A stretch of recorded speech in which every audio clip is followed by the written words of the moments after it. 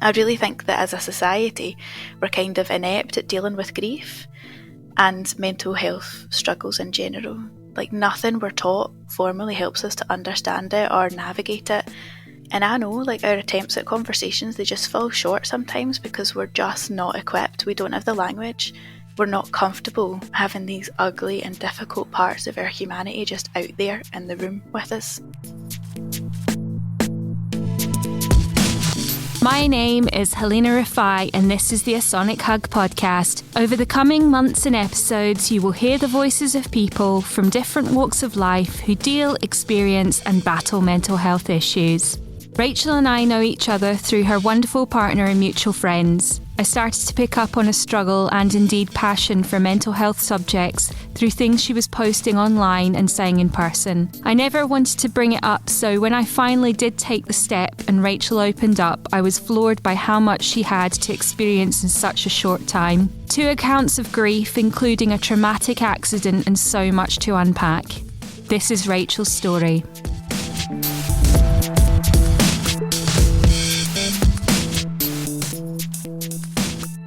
Hi, I'm Rachael, I'm from Glasgow, and I'm here to tell some of my mental health story.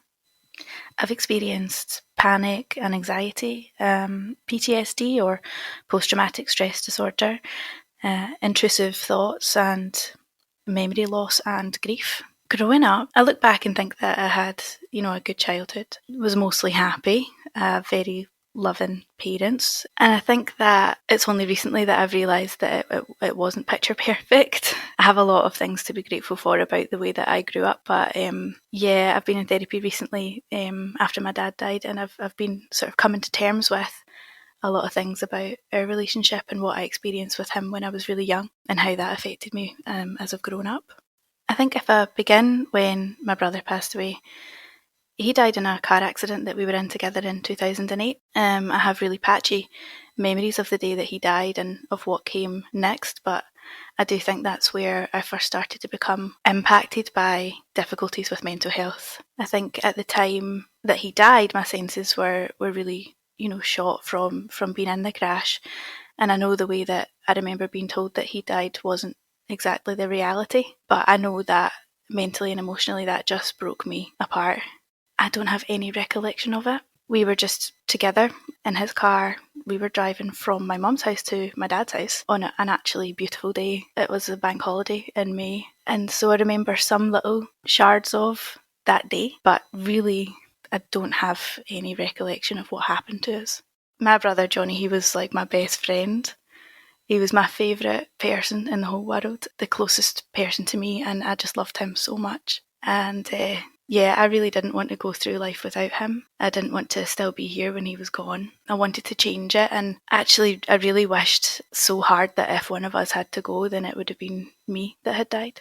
Yeah, I just always thought he was a better person than me. He was more fun and more caring. He was more given than I was, and he was just all around excellent to me. So it was really hard to lose him, and I blamed myself quite a lot, to be honest, for all sorts of things, for suggesting that we went on a different road that day. I was really angry at myself for being the person who was there, like, to hear the last words that he spoke, but I had no idea what they were. So I really just didn't know how to cope without him. I didn't think that I would come back from the kind of trauma of what happened. I think I blamed myself for a long time. And actually, I think it's quite normal for people to do that kind of thing, because really I think what I was trying to do was figure out any reasons why what had happened. And also, I think I just really wanted to be able to put blame somewhere. I did carry a lot of anger towards myself and towards the situation and towards the world, I think, for quite a long time. I actually remember one time my mum, she knew I was struggling so much, and she drove me out to a big field where no one could see me or hear me, and she just let me scream it all out. She knew that I was really angry inside, and she knew that I was so hurt, but I was finding it really hard to confront that and to express that. When they told me that he had died, I was in the hospital, and I spent some time in the hospital after the accident, just due to various injuries. I don't remember clearly who told me. It was one of my parents. I have a mental image of what that situation was like, but I've spoken to my mum about that, and I know that what I think I remember isn't exactly the reality. I remember being like so sick from the morphine. I remember being in the hospital, like my parents being there, my grandparents being there, saying that it was all wrong, that it was happening to us in the wrong order, but that's about it.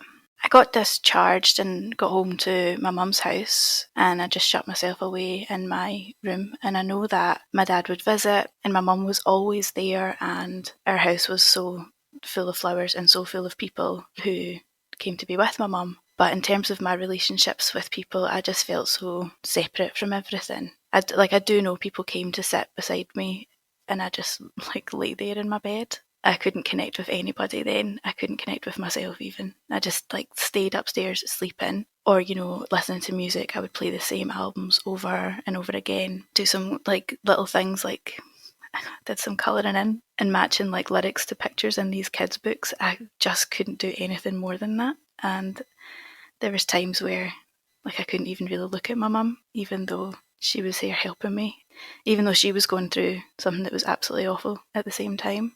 I don't have a lot of memories from the day of the accident or the time that followed it. I know that I tried to go to college later that year after the summer. That meant that I lost my job because I was still off sick at the time, but I know it was still too soon for me to go out into the world like that. I had to drop out of college at that time, and I was 19, and I know that I became quite aware that I didn't really want to be left behind in a sense. So I know that I started going out. I went to, lots of parties and gigs and festivals, and the timeline is really blurry, but I know that I spent time with friends and the guy that I was seeing at the time, because I was just at that age and stage in my life, and I didn't really know how to manage, being 19 and also manage the pain and the grief that I was experiencing. But I did some things to help me cope. I went to counselling. I saw my GP very often. I know that I had a lot of appointments with him. He gave me a lot of time, sent me to physio for whiplash and other injuries, and eventually, I had an operation on my shoulder. But I think I actually regretted taking the antidepressants that the doctor prescribed me, because I think I was really wanting to process and integrate things, but the drugs kind of numbed me from my feelings, and that I struggled with that. But I think they did one good thing for me anyway. I think they stopped me going off the rails completely, because the medication, it intersected really badly with alcohol, and I would be throwing up after like one or two drinks. So in looking back, I think that was a good thing that it stopped me going, down a worse path. I know that the counselling did help me, and well, I say I know it helped me. I don't really remember much about it. I was having panic attacks. I was having intrusive thoughts and flashbacks, and all of that was really scary. The first time I took a panic attack, I did not understand what was happening to me. I actually remember really clearly what was going on at the time and how I felt, but I did not know that that was a panic attack. But I started experiencing just huge bouts of anxiety, and the panic was pretty brutal. And I took that to counselling, spoke to my counsellor about that, and also spoke to her about like the really bad nightmares I was having. I was getting like visions in the night time, and I was just really struggling. I was trying to do normal stuff. I was trying to like live life, but it was really difficult. I remember getting pulled out of the crowds at gigs and like panicking and having to leave the cinema during a movie. I used to like scary movies, but suddenly then like things like corpses and demons, they all became really triggering visuals for me, and I would be a little bit out of it at times. And sometimes I remember I would have like a mental lapse, say if I was at the dancing or at a gig, and I'd like try and call my brother or like start writing a text to him. I guess I just wanted him to be there so much, and I didn't want to experience anything in life without him. I didn't want to meet anybody new that didn't know him, because I felt like they wouldn't ever understand me because of that. I tried all sorts of things, over time, just to get on with life and make the most of it as best that I could. I took up some creative hobbies, like that's kind of the earliest things that I remember trying to do. I actually set up a business out of one of them that I looked after for a few years, and I did some volunteering, I did some travelling, I got back into work. I was actually really fortunate to have a lot of positive experiences, like in those years, but I still don't think that I was fully present for a lot of the time. I was still fractured and not healed for a long time. I think I was always risk assessing things, always worrying and trying to prevent bad things from happening, trying to preempt grief, trying to protect people, trying too hard and being very hard on myself through all of those years. But eventually, I think about 6 years after the accident, I started working in the third sector as a charity fundraiser. I had done some volunteering, I had taken up an internship as well, and I just thought it was so worthwhile, like a vocation to be like helping the cogs turn in these organisations, because they supported people in the hardest moments of their lives, and I was glad to be part of something positive. The thing is, I found that intensely stressful, and I got overly involved in a lot of ways, although I did that work for about 6 or 7 years. And I've looked into that. I think I had developed these rescuing tendencies, which is like linked to survivor's guilt. Plus I had a perfectionism issue that was linked to anxiety, and that was a pretty dangerous mix for me, especially in the context of that type of work in the third sector. And as I said, I was there for years, and I was putting everything I had into the job and taking on a lot in my own emotions as well, and I ended up getting signed off with acute stress at one point. I've done a lot of work on myself over the years. I've had a lot of support from different sort of therapists, and I don't blame myself for that anymore. I think looking at the survivor's guilt was one of the things that helped me the most.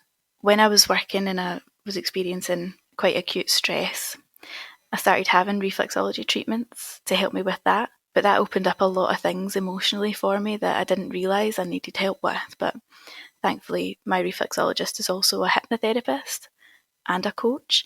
And so I had some hypnotherapy to help me with survivor's guilt. And long story short, after that, I understood that all the things that I was carrying, all those heavy rocks in my backpack, all the pressure that I put myself under, just isn't what my brother would have wanted for me, because as much as I loved him, he loved me, and he would want me to be happy. And that was a big moment. And I really tried hard to put that new level of understanding to use and make a commitment to be a bit kinder to myself. After the accident, I'd actually accessed a lot of different types of therapy. I never missed an appointment, never missed a session with my therapist, my counsellor.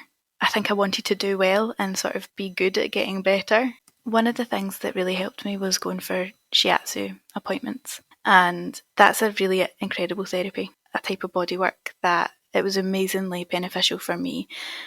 And I would say it really helped me come back into my body.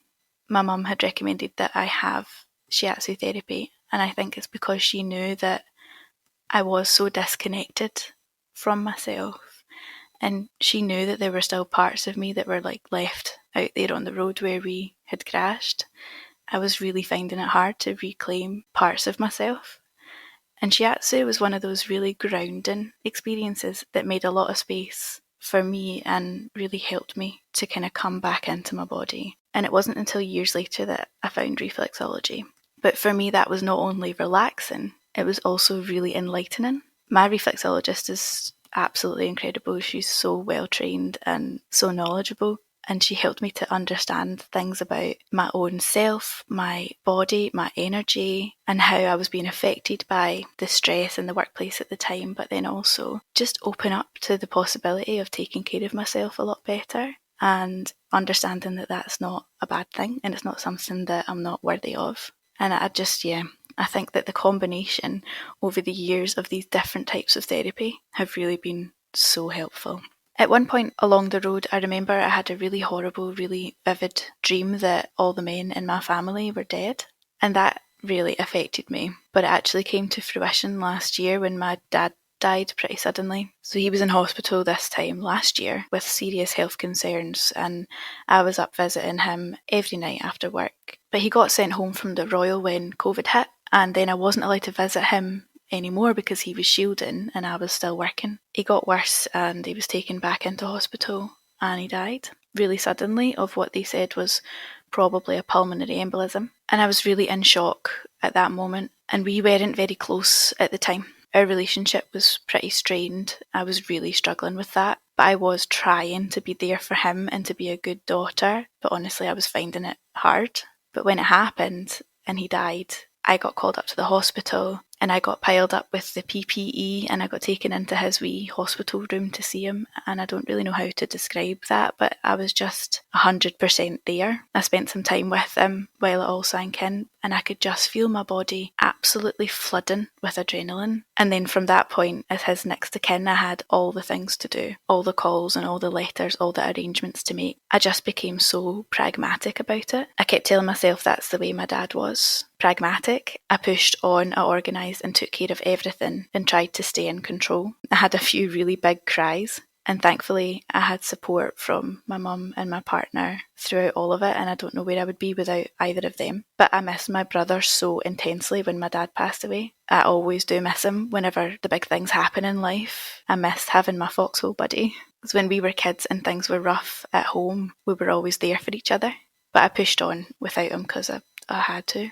So we had like a restricted number of people at my dad's funeral because of the coronavirus. But a lot of people turned up to stand up outside his house and outside the crematorium to pay their respects to him. And that was really beautiful. It was really comforting to me. And I'm grateful to all of them for reminding me of the happy relationships that he had, the good things that he did in his life. Because I struggled a lot with the fact that we weren't in a good place together in the months before he died. And looking back, I actually think maybe he was pushing me away. My dad had experienced a lot of pain and hardship early on in his life before he turned his life around, which he worked hard to do and my mum supported him to do, and I'm proud of him for that. But he was never ever good at talking about his feelings and his emotions, and he actively avoided it. Actually, he would shut me down whenever I tried to go there. For all the sort of philosophical conversations that we had over the years, there's still so much that we never even discussed. I got myself a therapist after my dad died because I really needed to process. And we set up regular sessions over Zoom. And being more present this time, I've learned a lot from therapy. I had a lot to talk about, because I was reflecting on my 31 years of life and realising that I hadn't ever really addressed or really dealt with the effect that he'd had on me over the years. Like, my dad was a huge influence on me and my values, and I loved him and looked up to him. I learned so much from him, and there's a lot that I could say. But at the same time, he caused a lot of pain and he upset me a lot as well. When I was young, he was very angry towards us a lot of the time, and it was frightening. He could really shut down and shut us out, which was also, confusing and sad, really. But at times it could get really bad, and he bullied and mistreated my mother, which I couldn't stand. When I got older, I think, over the years, his nature, him being so difficult, it impacted me in other ways. Through my therapy sessions, I discovered that I had developed a trauma response as a child, which is called fawning. So you might be familiar with the survival instincts that people have, fight, flight and freeze. But there's also fawn, and I had never heard of that before. But with the help of my therapist, I was able to identify it in myself and then work through what it meant. And it's been such an important thing for me to learn. So Pete Walker coined the concept of fawning, and he explains it as what happens when a child learns that some safety can be gained by becoming helpful and compliant towards their parent. It usually happens if one of their parents, at least, is narcissistic or difficult in certain ways, and they use contempt to press their children into service, scaring them and shaming them out of developing a healthy sense of self. There's a lot of fallout from having developed a fawning trauma response as a kind of survival tactic as a child that I didn't realise I brought with me through my whole life. And that includes things like an exaggerated sense of responsibility, things like people pleasing and everything that brings with it, shying from conflict, self-abandonment, deep self-esteem issues. And I just was like, oh my God, it makes so much sense looking back. When you think about it, having survivor's guilt, a rescuing complex, like intersecting with this heightened sense of responsibility and the fawning trauma response, I just thought, God, it's no wonder I have been the way I've been over the years. I can see that in context now, and it helps me to understand so much about how I've behaved, how I've struggled, certain, relationships that I've been in, issues that have come up from those. All I can say now is that I'm so glad that over time I learned that I had value outside of those issues, and that it was okay for me to respect myself, to set boundaries for myself, to establish what was good for me and what wasn't, and to actually go for what I wanted and to cultivate some happiness in my life. And thankfully, I have a partner who is not only very understanding of these things and very open with me and very encouraging with me, but is really, really helpful when you are, I suppose, in recovery from these things. That is part of how I look after myself now, being open and verbalising my thoughts and feelings and remembering and using what I've learned in therapy. And I talk with my partner all the time, and thank God that he's so supportive and such a good listener and so loving, because I have to observe myself constantly and notice my inner critic and talk it down and be really careful, about the way that I navigate through my life and the way that I think about myself and the way that I live my life. My dad died in May last year, and in the summer I left my job through voluntary redundancy because of a restructure due to coronavirus. And I'm doing a course at the moment which is part-time, so I thought I'd put myself to work now and set up a social enterprise. No biggie.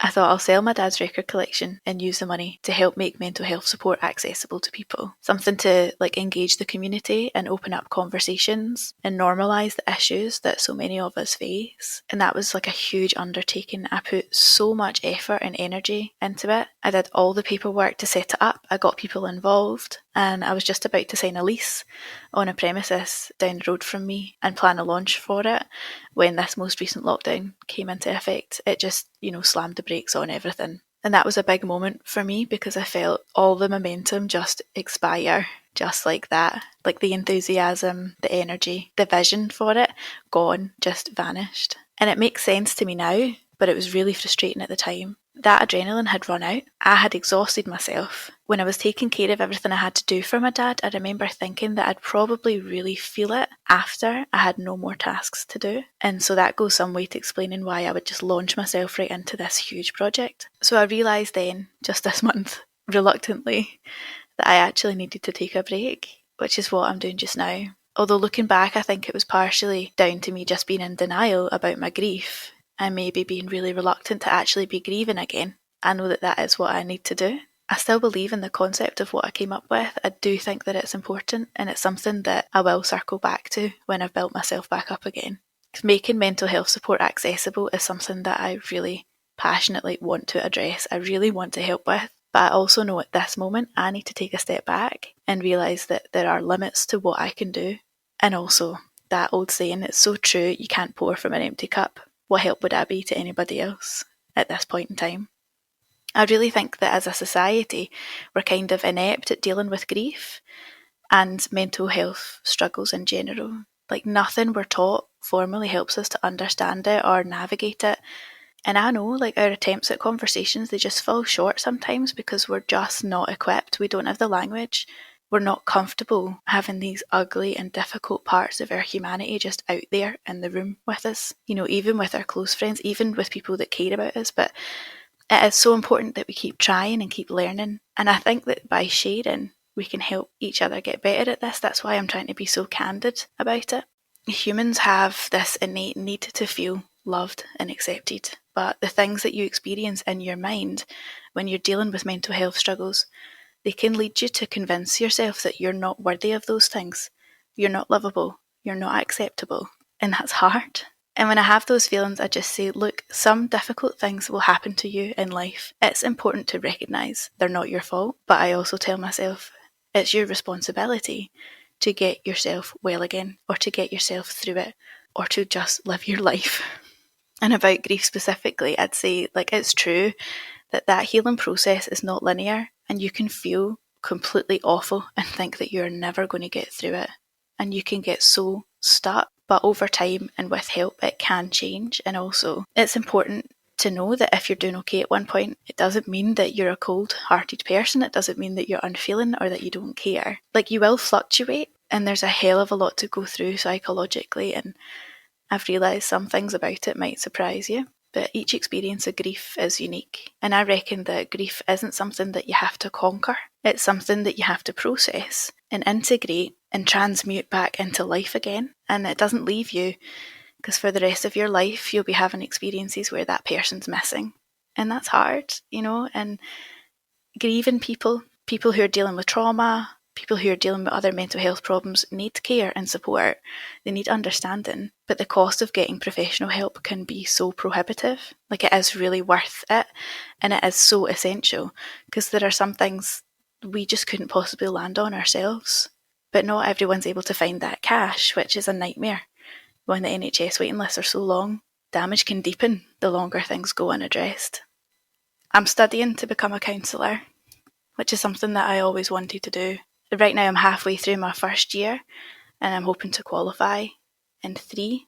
And right now I'm just cutting study sessions with doing jigsaws to help my concentration, because I find that really challenging in the lockdown with the wider situation. But I am taking the pressure off myself and trying to keep life simple right now, and trying to remind myself that my value is not dependent on my productivity. And what's important to me is being grateful for my life and everything in it. And it's took me a long time to get here. But remembering to laugh and have fun and be silly and enjoy it and just go for joy. Like, I now know that I don't have to deny myself those things. I'm working on respecting myself and what I've been through, and remembering and using what I learned in therapy, and verbalising my thoughts and feelings and being open about it all, and journaling, pen to page, and limiting my social media intake, doing simple things like watching the moon reflecting on its phases, just crafting little rituals that work for me. And I just let myself use whatever tools I need for support. If I have a bad memory, I can use lists, I can use planners, I can take notes. That's all okay. Like, I'm just focusing on joy when I can, and softness if that's all I can manage, and having an intentional rest. And thankfully I have support, and now I know I'm worthy of that.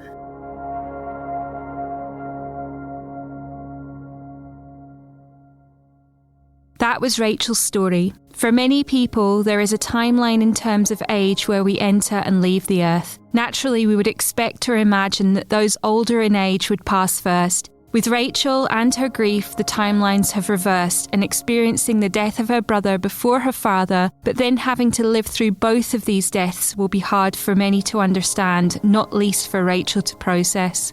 Rachael talks about blaming herself, the blame surrounding the route taken by car, not remembering the last words her brother had spoken. She also talks about how her brother was to her the most lovable person, and wishing it was her who had passed instead. For many, this will be a natural emotional manifestation, and as humans, we always want to give ourselves for those we love. We want to take the pain away, to be a shield against all that's harmful. I can't imagine the feelings that Rachael had and perhaps still experiences, but our first reaction as outsiders is to say, this was not your fault, you did nothing wrong, and you are loved and deserve a place on this earth. At 19, you're still a fledgling. You're starting to move into adulthood, and it's that bridge between still being a child and letting go of the parental reins that hold you. Our emotions and life experiences still have so much time to develop, unfold, and mature, and to go through something as traumatic as this makes me understand why this was a blur for her. Whilst there was a memory loss from the accident, the combination of navigating life as a young adult, experiencing these profound feelings of loss, but also simply trying to understand that a person you love beyond words has gone is unimaginable. One of the many things that stood out for me was Rachael's recounts of therapy and alternative therapies such as shiatsu and reflexology. The way she talks so lucidly about them, and the relationship between her presence, her body, and the other mental aspects that they brought out is fascinating for me, and something that I wish more people had education on more freely. Her different experiences with therapy over 2 significant periods of grief in her life are notable. Whilst the support around her brother was not fully realised, and as she says she was not present, the presence of mind and body with her father's passing and her subsequent therapy shows how ever-changing we are as people. She says herself that each experience of grief is unique, and that's been shown here in her life alone. I'm so glad that she had access to therapy again this time to address her life up until now. Having recorded 20 episodes of this podcast now, it's so apparent that it's not always down to one experience that our mental health suffers, and it can be down to multiple paths in our lives. Her recount of the term fawning caught me off guard and made me quite emotional. It's not a term I've heard before, and I related with so much of what she was saying that it's opened a new door of exploration for me, and I'm so thankful for that. We are ever learning. Rachael was very nervous about this podcast going out, and that's the same of most people who have recorded. There was a real fear on her part that she'd not communicated everything she wanted to, and had written a few messages for me afterwards. I'd asked her on air the question, what would you go back and say to your most vulnerable self? And I thought it was only fair that I read a significant part of what she had written, as she wanted to include this. She says, "The only way out is through. You will grow through this and you will evolve. You'll learn and you'll heal, and you'll be able to reclaim your power in ways you can't comprehend right now. One day you will understand that you deserve to be happy and you don't have to earn your right to be alive." To Rachael from me, you and I both know that no human is perfect. But what I will say to you is that what you have gone through and what you have become now is extraordinary. You have faced some of the darkest experiences we as humans have to face, and you are still here. You have taken those feelings of loss, grief, love and kindness and turned them into hope. You are not only speaking to people about your story and helping them, but you have actively given your time and humanity to help those around you. Your volunteering, your ideas, your passion and your steps into counselling are significant. As you put it, you have and are looking to support people in the hardest moments of their life. Please understand that that legacy makes you so very special. But please also know that if you just want to exist, be still, laugh, love and live the rest of your life in any way you see fit, then that is enough.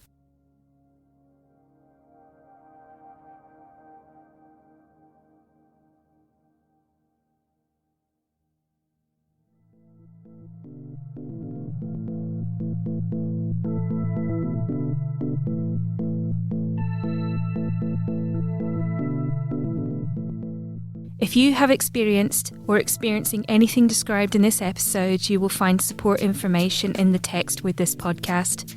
A Sonic Hug podcast is recorded, produced and edited by me, Halina Rafai. We are also part of Scotland's podcasting network, The Big Light. Until next time, deep breaths.